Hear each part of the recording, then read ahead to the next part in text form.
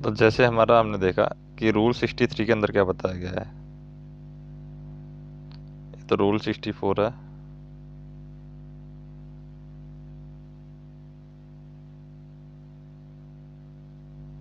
Rule 61 axis payment है, तो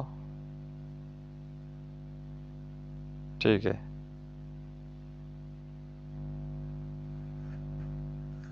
तो पहले मैं बता देता हूँ कहाँ तक हमें देखना है चीज़ें, कहाँ से देखनी है। रूल 60 से हम देखते हैं, रूल 60 तक।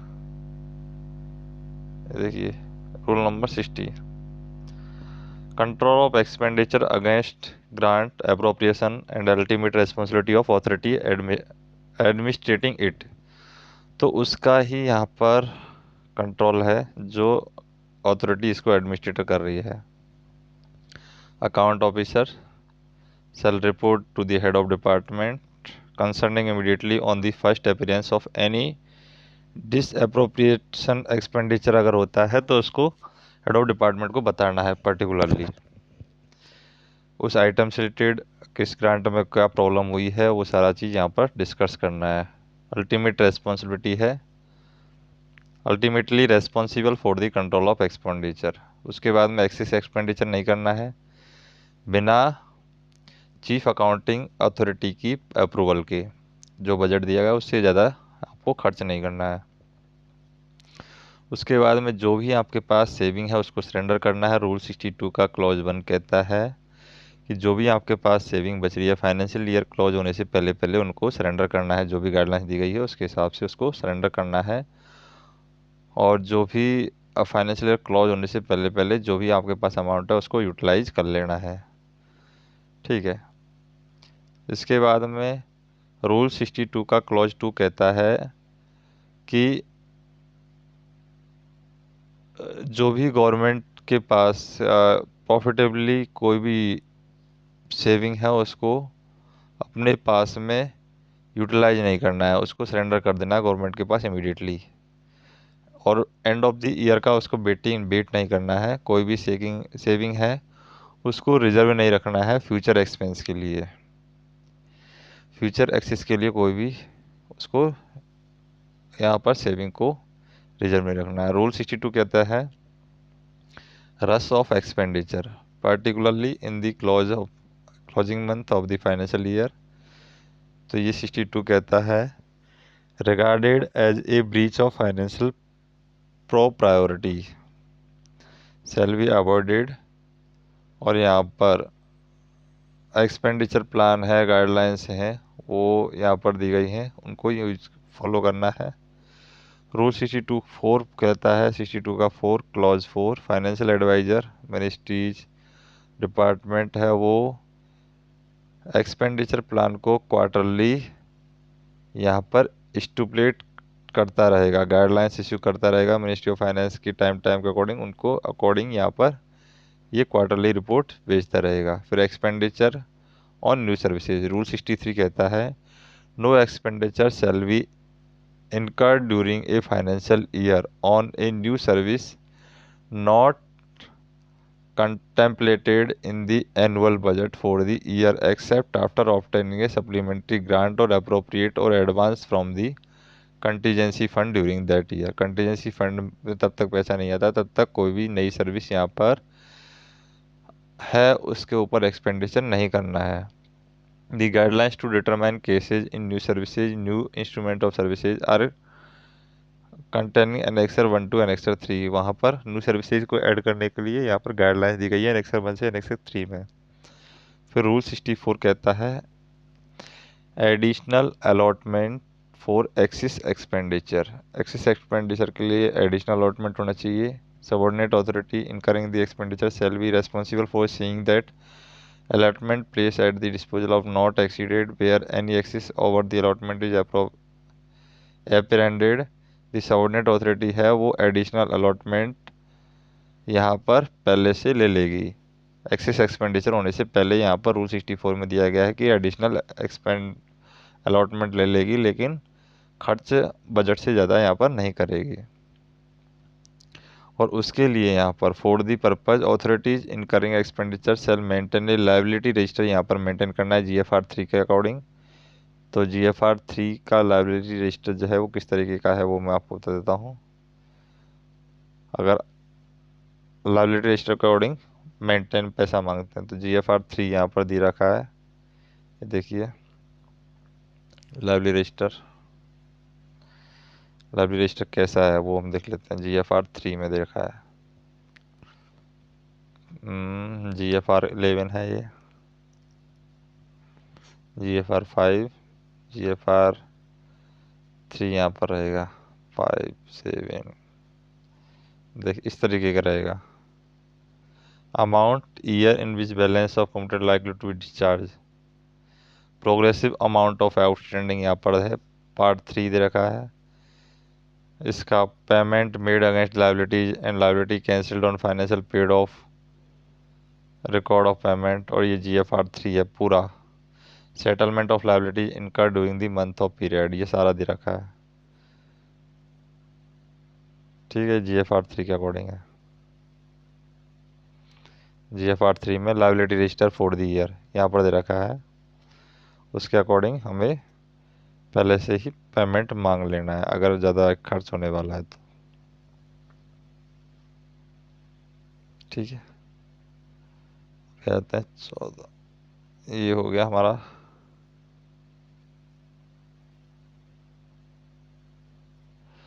फिर 64 के क्लॉज 2 में बताया गया है disbursing officer may not on his own authority authorize any payment in excess of fund placed at the disposal if the disbursing officer is called upon a honor a claim which is certain to produce a excess over the allotment of appropriate at his disposal. He shall take the order of administrative authority to which he has subordinate before authorizing payment to the claim in question. The administrative authority shall then arrange to provide fund either by reappropriation or by obtaining a supplementary grant or appropriation। ठीक है, फिर reappropriation of fund है, ये rule 65 में दे रखा है। Rule 65 में दे रखा है क्लॉज 2 में anticipated then the appropriation for the unit shall which fund are to be transferred shall be utilized to full and that saving shall be effected in the appropriation for the said unit। Rule 65 के clause 3 में बताया गया fund shall not be reappropriated from the unit intention of restoring the diverted appropriation to that unit when saving become available under the unit later in the year। Rule 65 के clause 4 में बताया गया है the application of reappropriation for fund shall be ordinary be supported by the statement of form GFR 1 any other special form authorized by the departmental regulation. Supplementary grant दे रखा है rule number 66 के अंदर if saving are not available within the grant to which the payment is required to be debited the expenditure of new services or new instrument of services not provided in the budget necessary supplementary grant in accordance with the article 1151 of the constitution shall be obtained before payment is authorized। फिर advance for contingency fund यहाँ पर लेना है rule 67 के according. फिर rule 67 के clause 2 में दिखाया गया advance from the contingency fund ये मीट करना चाहिए। फिर रूल 67 के क्लॉज 3 में बताया गया है। फिर रूल 67 के क्लॉज 4 में बताया गया कंटीजेंसी फंड के बारे में। फिर इनएविटेबल पेमेंट के बारे में बताया गया है इनएविटेबल पेमेंट। ठीक है, रूल 69 में बताया गया है। फिर duties and responsibility of chief account authority की यहाँ पर ड्यूटीज बताया गया है रूल नंबर 70 के अंदर।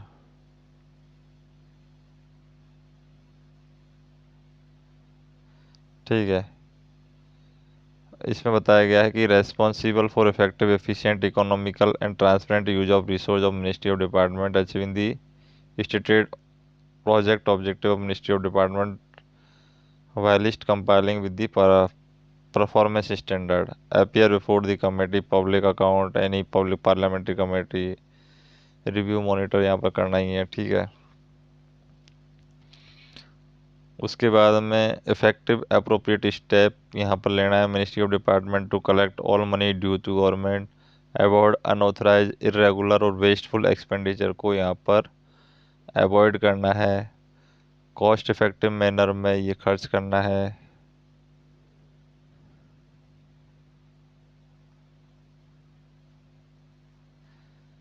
ठीक है।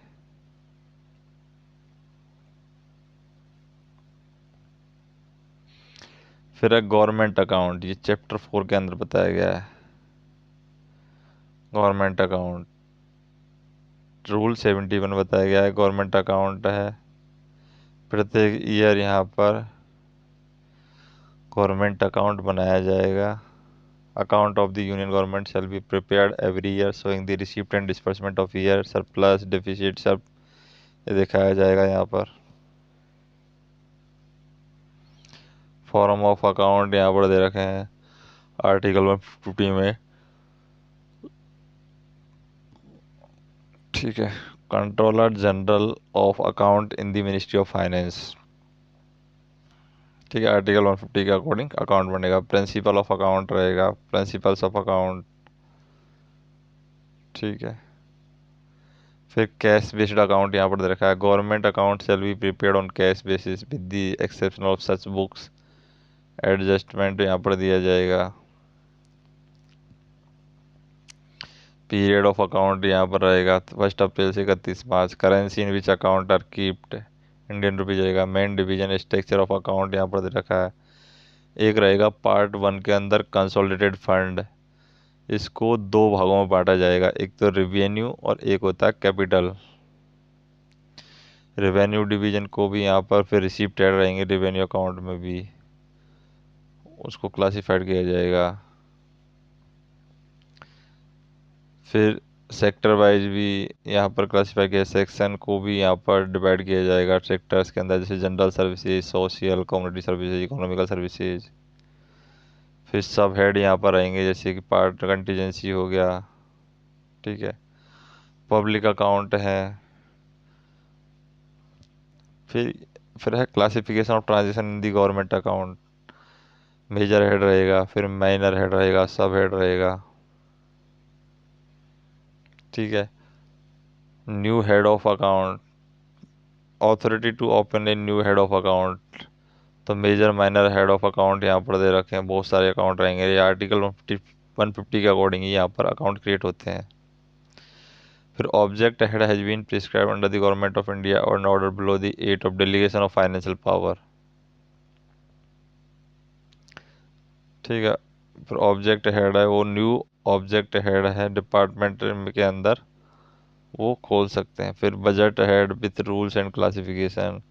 Responsibility of departmental officer. Every officer responsible for collection of government dues or expenditure of government money shall be see that proper account of receipt and expenditure as case may be are maintained in such form as have been prescribed for the financial transaction of government which may be concerned, and tendered accurately and promptly all such account and return relating to them as may be required by government controlling officer, account officer as in case।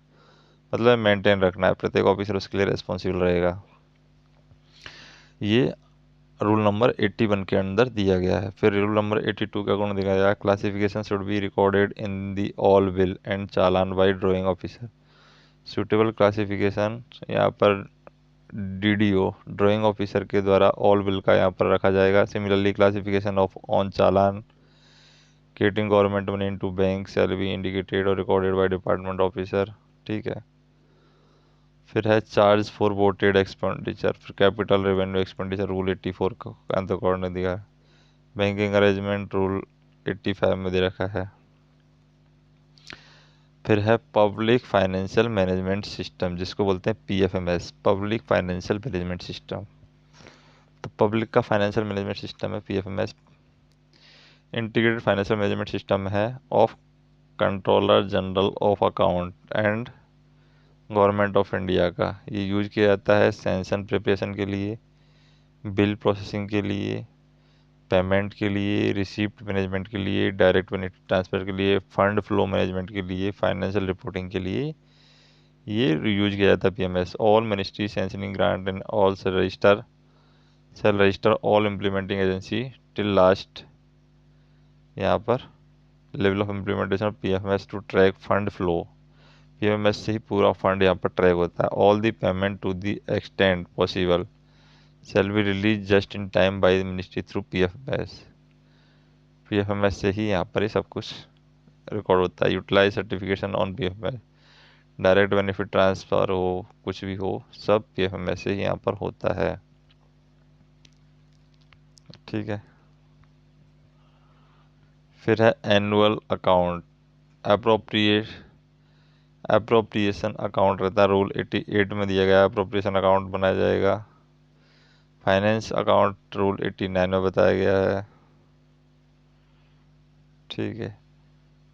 Presentation of annual account, फिर उसके बाद proforma account, subsidy account for government department undertaken commercial activity. तो वहाँ पर subsidy account है, method और principle on which subsidy account is commercial are kept. ठीक है। उसके बाद adequate regulation to frame to the ensure cost deducted is accurate and true. फिर maintenance and submission of subsidy account and statement of department. फिर personal deposit account है, personal deposit account हो गया, authority to open personal deposit account. फिर rule 97 है, capital and revenue account है, rule 98 के अंदर कैपिटल एक्सपेंडिचर बताया गया है। ठीक है। Principle for allocation of expenditure between capital and revenue, उसमें प्रिंसिपल्स के बारे में बताया रूल 99 के अकॉर्डिंग।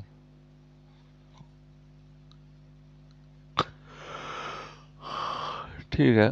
फिर रूल 100 के अंदर बताया गया allocation between capital and revenue expenditure. 101 में बताया गया capital receive during the construction mainly to utilise reduction of capital expenditure. फिर 102 के अंदर बताया गया है मेजर हेड के अंदर रिसिप्ट एंड रिकवरीज। फिर 103, फिर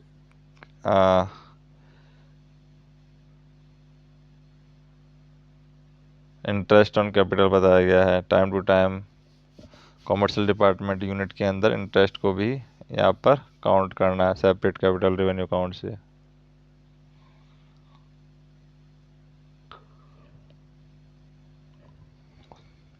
ठीक है। Adjustment with government department, adjustment भी कर लेना है यहाँ पर। पे and allowance, leave, salaries, pensioner, cost of police जो भी है। रीऑडिट, a period of 3 years has been accepted by the central and state government for the re-audit of past transaction involving error in classification. Reaudit यहाँ पर करना है rule 109 के according प्रत्येक 3 साल में। ठीक है।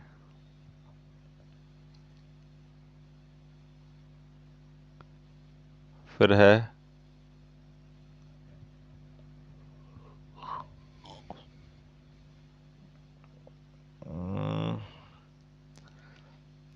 रूल 115,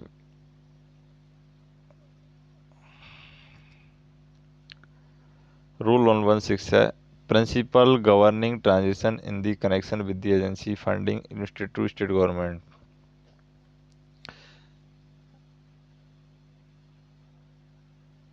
फिर है यहाँ पर expenditure to work national highway,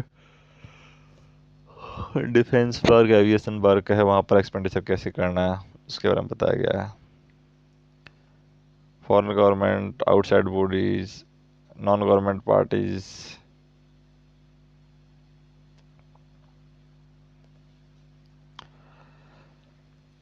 फिर है charge relating to the maintenance and demarcations and disputes over the boundaries, यहाँ पर देखा है रूल 112 के अंदर।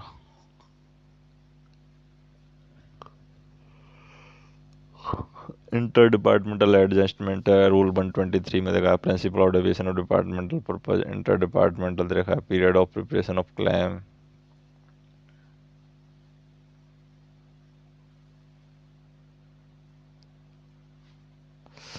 Period of Preferment of claim. All the claims shall ordinarily be preferred between the departmental on both commercial and non-commercial of central government within the same financial year, not beyond the 3 year from the date of transaction. This limitation, however, may be waived in the specific cause mutual agreement between the department. Procedure for settlement of inter-departmental adjustment. फिर adjustment of pensionary charges commercial ठीक है। फिर work, work के बारे में बताया गया chapter 5 work, original work दे रखा है। Site preparation, administrative control of work, यहाँ पर देखा पावर ऑफ सेंशन वर्क।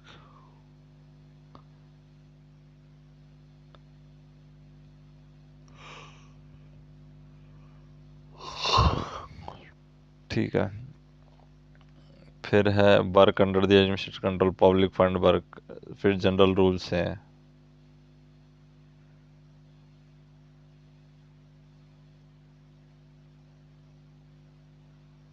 फिर है procedure for education of work.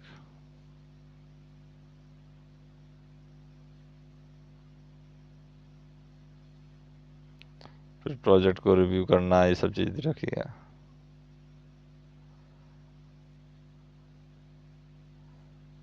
फिर procurement of goods and services है, ये चैप्टर 6 के अंदर है procurement of goods and services.